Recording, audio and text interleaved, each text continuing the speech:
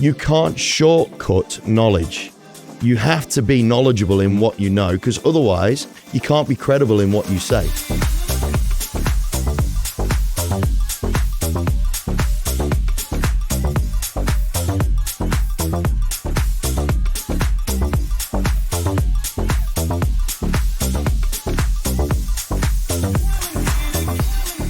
Welcome to another episode of my podcast, Relentless Life on Your Terms.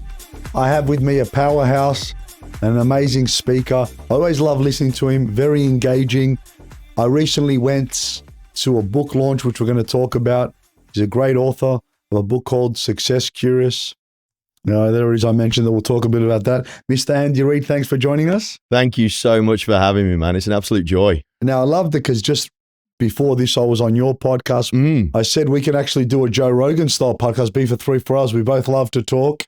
And you're going to help me with my fifth and final lead with kindness. And you do a lot of things. You're a mentor, you're a coach, but more importantly, you're an auctioneer. Now, you started in real estate in 2012. In 2017, you started a company that provides auctioneers for people. Yep. And in 2022, you won a very coveted award to become the #1 agency who does auctions in the country. I was the I got named the #1 auctioneer in the entire country, which when you love something as much as I love the craft of auctioneering, that was a big day. You know what? I was going back to your book launch.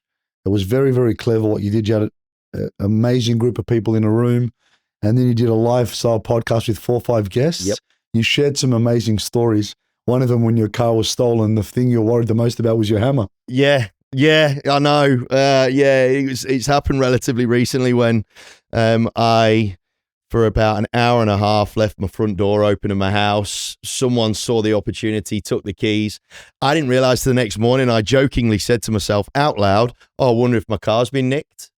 And as I'm walking outside and realized that the car wasn't there anymore, I was like, oh shit. But that was the crazy thing. It was like a nice car, and I couldn't give a stuff about the 4 wheels. It was that white hammer that I'd had for years, since pretty much day dot. That was the thing I was heartbroken about. What happened with, did you buy another hammer, obviously? No. Well, what happened was, so the car got recovered, and then the police did their thing with it, forensics and all that, got sent to the insurance firm, the mechanics. And I had to go and do the assessment, right? And I get there, and the guy goes, I think there's 1 or 2 bits that were left that's in the boot. So, can we have a look? And so he pops the boot open for me. And as I'm walking around, this little mechanic, he just comes out from behind the boot lid with this white hammer. And I swear down, it had a light around it. It had a glow. It was glowing. It was singing to me. It was like one of the only things that the crims didn't nick or throw out, or I couldn't believe it. I could not believe it. I'm so happy for you, and that's great. Now, obviously, you're a father of 2. So I want to unpack a bit of your story about real estate. Sure. Obviously, you come from overseas. Give us a little bit about that journey, how you got into real estate.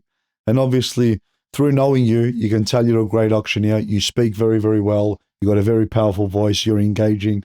So you've got all the makings of a great auctioneer, and obviously your results back that up as well. Tell us a bit about the journey, about Andy Reid. Yeah, so I was born and raised in the East Midlands of England, so Robin Hood country, Nottingham, Derby, and I was the son of 2 police officers. So I couldn't get away with farting without someone busting me for it, right? So I couldn't even blame the dog, because they get a DNA kit out or something, right? And they'd find out it was me somehow. So it was testing at times, because I couldn't get away with anything. But at the same time, I have this inability to lie, because I never grew up. I couldn't lie because I'd always get You'd busted. be toast. I'd always get done. So off the back of that, though, I got dragged around to a lot of stuff by my mum, who was an incredible public speaker. She used to represent the police force and charities and things like that. Wow. On the public stage, talking to various crowds and various people and all that. And as a kid, I used to get dragged around to it all the time, because my old man was working shifts and things like that as well. So I had to be with one of them.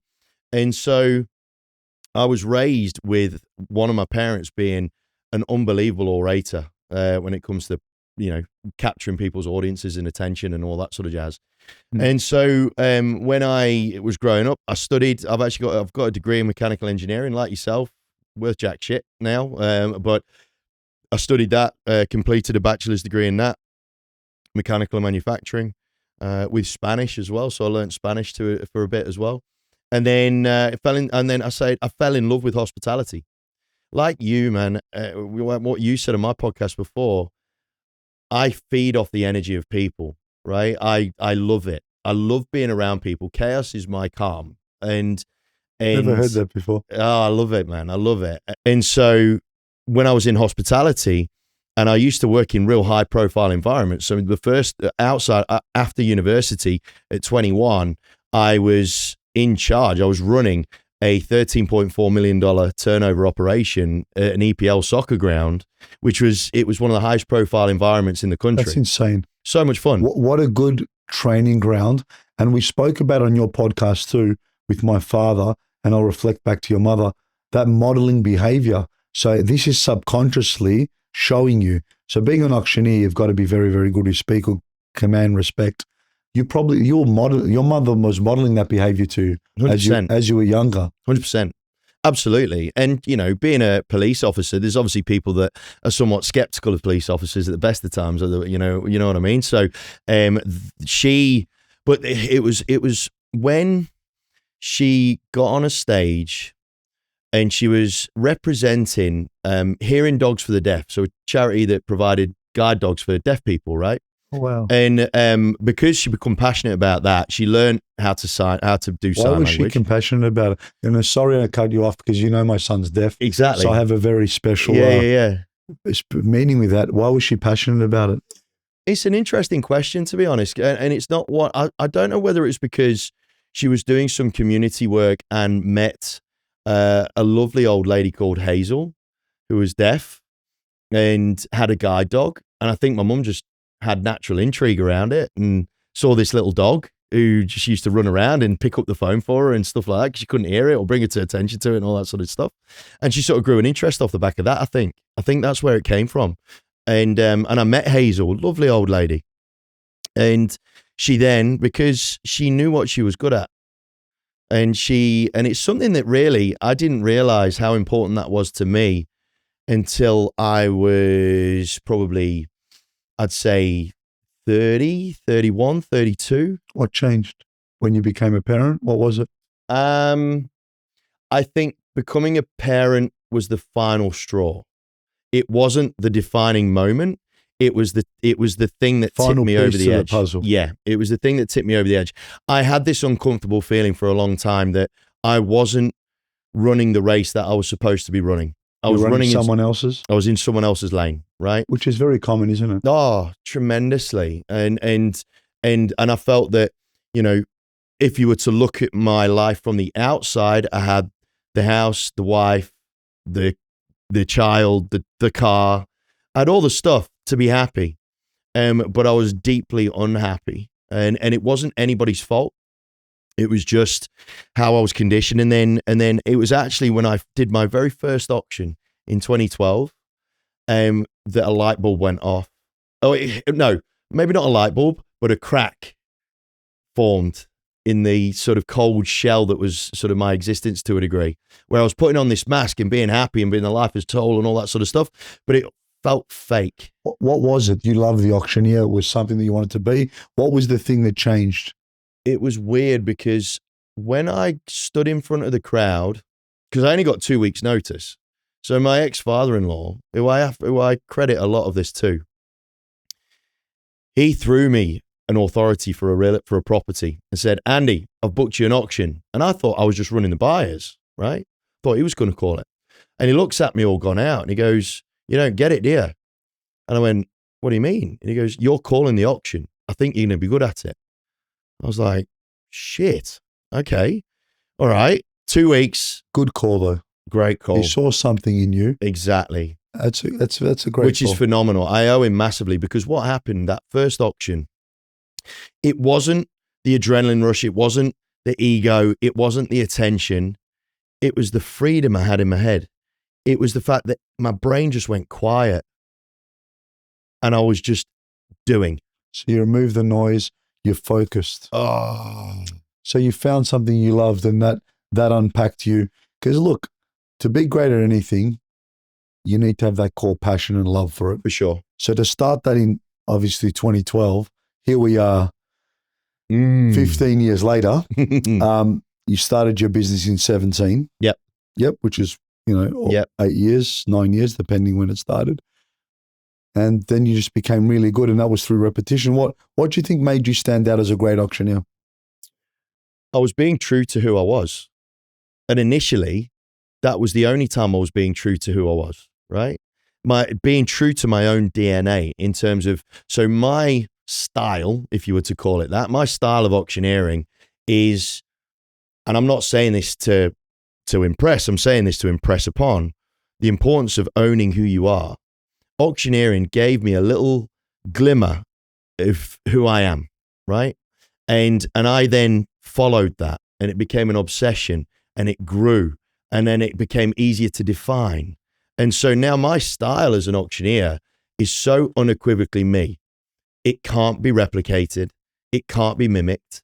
And when I'm coaching auctioneers now, which I do quite a lot of, yes, we have to have a foundation of proficiency. We have to have a foundation of professionalism, which means that you tick all the boxes from a legal point of view, right? You got to get the job done primarily. But that's just the foundation. That's the framework. But the flesh, oh my gosh, that is the fun part, right? Because the beautiful thing about the craft of auctioneering is the fact that you get to do it in a way that is truly unique to you. Because it's such a human to human thing, right? At a moment in time that is probably the highest level of anxiety that humans will be at. When you think about it, it's potentially the homeowner's biggest asset, right? That we're playing with. It's the buyer's next big step in their lives. And for me, it's the agent's brand and reputation as well, right? Their reputation, their future income is dependent on their reputation getting enhanced or destroyed, depending on how I rock and roll. And so the fun part for me is the fact that I get to have this freedom to just be who I am in a moment in time that means so much to so many people. Well, it has such a big impact on people's lives. Oh. And you know what? It's important. It's important, obviously, to show up because it is a big decision, as you said. It's one of the biggest financial decisions people make in their lives. Everyone always says it is the biggest, but when I was selling real estate, I used to say to them, what's the biggest financial decision? Everyone say their home. And I'd say, what if I told you there was one even bigger? And they said, what's that? I said, your retirement. So I said, when you look at the deficit of your retirement, $1.5 million, $2 million, $3 million, in most people's cases, that's the biggest investment you're ever or the debt you're going to take. And they go, I never saw it that way. And obviously, I'm not downplaying how big the asset is, but I was trying to get people to think this asset is a vehicle to help you serve your retirement. Interesting you say the word vehicle because I used to, I did real estate sales from 2010 to 2018, sort of turning over 60 to 90 odd transactions a year. And I really had a problem with it. I really, really struggled with it initially because I was trying to sell the house. And it was actually when I changed my process around the thinking around it. And I defined my role. Whenever anybody asked me what I did, I used to say, I help people take the next big step in their lives using real estate as a vehicle. Okay, so our mission is we help people create, build and protect their wealth through now generations to come through using property investment. Yeah. So because that vehicle can be substituted with anything, but it's always a mindset, isn't it? So obviously totally. We can talk about real estate. You actually help people become great auctioneers. What motivated you to write the book? I always felt the need to write something because of the fact that as you know, man, I'm a real open book. You're a wordsmith as well. You speak very well. I'm a real open book. And when I started on the trip down mental health lane, which started in 2015, officially, when the rubber stamp got stuck on my forehead, I very quickly felt to myself, I'll be damned if I'm not going to help people through my own experiences. I'll be damned if I don't, right? I have to help people. If I'm going to go through this shit, I'm going to make sure people benefit from it, right? And so, but again, testament to my parents and my inability to not hide anything because of the fact that I wasn't ever allowed to. It's resulted now in me being it's so obvious that I am who I am, right? When you read that book, I get so many people asking me if AI wrote it. And my quick retort is, read the first 2 pages. You tell me if AI wrote that. It's so obvious that it's me. But you know what? You look at it, and I've got to read it. It's got about 10 books in front, but it's one on my list because I go through genres. Yep. So when I'm in the money phase, I'm in this phase. So currently I read different genres. Now I just completed a money book. And I've got for the 3rd time, I'm going to read Richest Man in Babylon because I'm in that genre. Yep. Ray Dalio's Principles again. So I kind of go through genres because I'm stuck in that. Nice. So this is when I'm in the business genre. I've got that there to read. So you look at that journey. You talk about your mother helping you with speaking, your parents, they helped you with being authentic. You look back and upon reflection, even when I was on your podcast, you look at that. It's easy to join the dots backwards, isn't it? Oh, but man. not forwards. So you look at the upbringing that your parents and even your father-in-law had that belief in you to become a great and amazing auctioneer. Now, you also are on a podcast, or you have your own podcast called Success Curious. So I'm going to tell all the listeners to definitely go out and follow your podcast, Success Curious. I recently featured an episode as well. It was amazing. And you've got a book as well, Success Curious, which is great. You've learned a lot through real estate. I'm going to ask you, give me 3 practical tips, someone getting into real estate or more specifically getting into auctioneering that you recommend for them to start their journey or to enhance their abilities. So one of the studies that I read through when I was writing a book was a study on intrinsic motivation, right? It was a guy called Deci in 1971 that did this psychological study. And I don't know, the 70s seemed to be a massive boom in psychology. I don't know whether it's because all the psychedelics that everyone was having, like the growth of, I don't know whether it's because everyone was getting high or whatnot, but anyway, psychology went bananas in the 70s.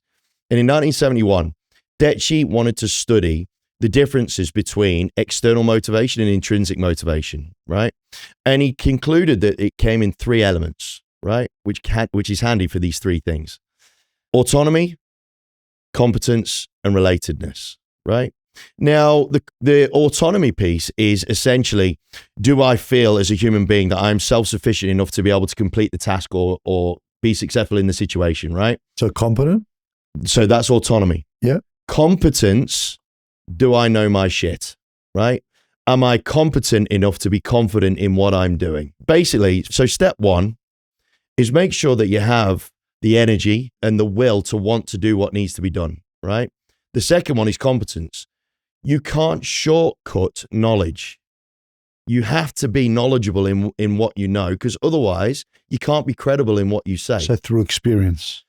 You don't have to do it. Just study, learn. So putting the time in the work. Put the time in. Pay the time to learn the stuff, all right? Everybody's so quick to look for shortcuts these days. It doesn't exist in knowledge. You can't shortcut knowledge. Now, the third one's the tricky one, relatedness. When I first started in real estate, I really, really struggled with it because I couldn't connect me as a human to the thing that I was trying to do. The penny dropped when I realized that I was trying to be a real estate agent by textbook as opposed to by my own DNA. By Andy Reid. Exactly. And part of the problem with that is the fact that I couldn't define my values that made up my DNA, right? The defining values that unequivocally made me who I was, right? So the third thing that I would highly recommend anybody does when you're venturing off on real estate, auctioneering, whatever the hell it is, understand your defining values from a DNA perspective, not the ones that you get off the cereal packet that you think is going to help you get more clients, the ones that define who you are. Because once you can do that, you can then apply the knowledge in a way that suits you. It provides you with that intrinsic motivation because you will feel that the competence gives you confidence. The value set that you have is so aligned with who you are. Therefore, it's easier to get out of bed in the morning. And it will therefore give you the autonomy to want to rock and roll. And you said it like no one does you better than you. So when you focus on that, you don't need to be anyone. So when I teach sales, I tell them what my key strengths are. But I said, the framework on how to sell is always going to be the same, how to ask questions and how to relate to people. But I might be funnier. You might have more conviction. You might relate more. Use your strengths to your ability, but use the framework of what works. So like when you're saying with real estate, understand the compliance, understand what you need to learn, get that framework, and you show up to that auction as you. Yeah, it's really cool. So when I was writing a book, it was nailed. This lesson was absolutely nailed by my publisher, right, Leslie. So I was having a big attack. I was having a huge attack of imposter syndrome, right? I was partway through the book, and I was trying to be all intelligent and all this sort of stuff. Use big Shakespearean words, words with multiple syllables and stuff. I mean, believe it or not, gang, I do know a few big words, not many, but I know a few. And I sent a big chunk of it to Leslie for review. She sent me one sentence email back saying, Andy, ... Where's all the swearing? ? I was like, what the fuck's she going on about? She wants you to be you. So I rang her up and said, what do you mean? And she goes, Andy, please take this the right way. There are millions of people that know what you know in this world. Millions. You're not unique in what you know. I was like, fucking thanks. And she goes, Andy, because I said to her, I'm trying to be clever here. I'm trying to sound clever here, man. And she goes, Andy, being clever doesn't suit you. I went, fuck off. And she goes, no. What I mean is, being Andy suits you. There are millions of people that know what you know, but the reason why you got the book deal is not because of what you know, it's because of who you are. How you deliver it. But you look at it, people become so precious with their knowledge, but everything's borrowed. Everything's learned and evolved. You mentioned it on your podcast. Stoics, Anthony Robbins rebranded or repackaged it. They go again. You got all these famous quotes. No one knows who quoted it, but it makes sense. It doesn't really matter. So people go, my IP. I go, where did you get your IP from? Where did you learn it from? Come on, mate. Stop being precious, because the impact that your knowledge can have is going to help more people. When people go, my IP, I always go, really? Where did you get it from? Yeah, exactly. How did you learn it? Where did you hear it? How did you evolve it? Now, shouldn't the goal be, let's help as many people in, say it the way that might impact more people, or say it in my way, like when you show up to an auction? 100%. That should be more rewarding, in my opinion. Before, when my ego was a lot greater, my IP, I'd say those words too, and I'm thinking, IP? Whose IP? Where did you get it from, mate? Every book you've seen, read, wrote, mine included, they've all been plagiarized or thought of somewhere or evolved or whatever the case may be. Does it really matter? If some person picked up this book by Andy Reid and it's impacted their life in a positive way, isn't that the goal? Big time. And I had a massive, and that's where I was having a huge issue with it, because at one stage I was like, I've got to be original. I'm trying, and then when she said that, it just allowed me to just breathe for a second, because the way in which I articulate something will resonate with some members in society and not with others, and it's okay. That's okay. Absolutely fine. There's like one original idea in that in the 220 odd pages, right? And am I proud of it? Of course I am. But I'm equally as proud of the ability to be able to interpret information in a way that more people can understand. A confused mind doesn't act, a confused mind doesn't buy, and a confused mind doesn't go from A to B. So if you can distill information a certain way, I mean, we say these intelligent words and people look at you confused. I'd be the kid with my hand up going, what the hell does that mean? Yeah. I can't believe you asked that. I don't really care if you can't. I don't know what the hell you're talking about, mate. Explain it to me. Now, when you look at the psychology around sales, and I say this to my team all the time, a confused mind does not act. 100%. A confused mind doesn't move. And you can't explain something unless you can explain to a 6-year-old and they can understand it. I think Einstein was quoted as saying that, but it makes perfect sense. Because if you understand something, you're more likely to take action. Big time. And yeah, we all want to sound smart. I couldn't agree more. I was actually doing a class, 70, 80 odd salespeople just yesterday. And I refer to Simon Sinek's 3 golden circles, right? The what, the how, and the why. And when I'm coaching sales agents, when it comes to that listing presentation process, we've got 2 things that we need to tick off when it comes to consumers: credibility and relatability. All the stuff falls into one of those 2 things. Do I know what I'm doing? And am I being listened to? All right. So or am I listening? relatability is the listening piece, Relatability. the connecting piece. Exactly. So the relatability, you can relate to the EQ, the emotional quotient of how you rock and roll. And then the credibility is the intelligence piece, right? Do I know my shit? The right? knowledge. The knowledge. The how you deliver the experience. Well, look, I could talk real estate all day with you, Andy. I'm very, very proud of your success. I'm proud to know you. I thank you for inviting me to your launch. It was fantastic. Mm-hmm. It was a very, very clever idea. And I will shamefully look you in the eyes and say, because I met you late in the day, if I ever do another book, which I've written and haven't released, I will use that format if that's okay with you. No, go for it. As long as I get an invite. Of course. Have an amazing dinner. Will I film a podcast on the day? I don't know. But I walked away then and said, well done, well delivered. If I do that again, that's how I'd want to do it. So thanks for that. Thanks for inspiring me. And if you want to see Andy, please follow him, watch his podcast. He's fantastic. He does a lot online as well, his Instagram. And you will see him calling an auction side by side with yours truly and someone else. Oh, it's going to be fun. I lead with kindness. We're going to have an amazing time. It's going to be so much fun. As it's become a custom in Relentless Life on Your Terms, you ready for your quick fire question, sir? Go for it, my man. Comedy or drama? Comedy. Camping or clamping? Glamping. I didn't even say that right there. I can't, like, seriously, I'm so foreign, right? I was in a tent once and I scorched the grass with that much insecticide because of that many things that can make your leg fall off in this country. So, nah, definitely not. Yeah, definitely not. Spicy food or mild food? Spicy. Read a book or watch a movie? Watch a movie. Coffee shop or home office? Coffee shop. Skiing or surfing? Surfing. Music festival or art gallery? Festival. Chocolate or vanilla? Vanilla. Morning workout or evening workout? Evening. It's the first thing you think of when you wake up. Sport. Sneakers or sandals? Sneakers. What's your greatest achievement so far? My kids. I knew you'd say that. Besides your kids? My evolution from a mental health perspective. That's a whole nother episode, which we'll unpack again when we get Andy back. Mm. If you could relive one day of your life, what would it be? If I could relive one day of my life, it's going to sound really morbid. Can't believe it's the first thing that's popped into my head. The day my dad died. No, it's not at all. The day my dad died. Not at all. I think it's great. It's not at all morbid. If you could, how do you relax after a real stressful day? You asked me something similar in your podcast. What do you do? What's your go-to? I'm having a crazy day. I'm stressed. What do you do?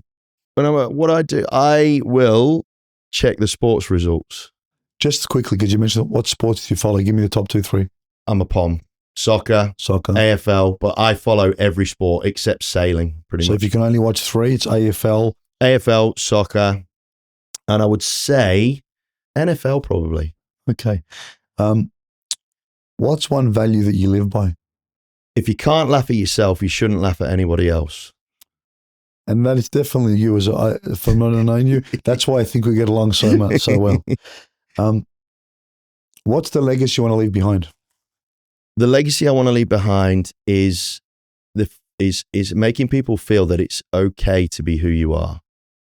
And final question, on a scale of 1 to 10, how much have you enjoyed being on our podcast? Oh, it's a big 10. There we go, solid 10. Remember, if you want more episodes of Relentless, like, share, and subscribe. Look forward to seeing you all again. Have a great day.